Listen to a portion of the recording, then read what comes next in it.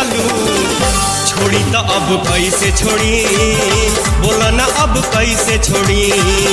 छोड़ी तो अब कैसे छोड़ी, बोला ना अब कैसे छोड़ी। एक खैनी तू कहवा से आइलू, एक खैनी तू कहवा से आइलू, आदत ऐसन धरा दिहलू। छोड़ी तो अब कैसे छोड़ी, बोला ना अब कैसे छोड़ी। छोड़ी तो अब कैसे छोड़ी, बोला ना अब कैसे छोड़ी।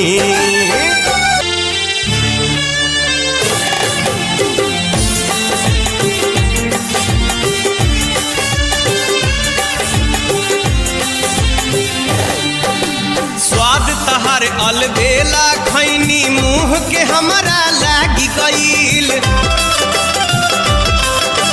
चूना मिला के उठता दबैनी दांत के किस्मत जागी गईल। हाँ स्वाद तहार अलबेला खैनी मुँह के हमारा लागी गईल। चूना मिला के उठता दबैनी दांत के किस्मत जागी गईल। दुख बखाली यतने हमरा, दुख बखाली यतने हमरा, दांत में चिती बैठा दिहलू।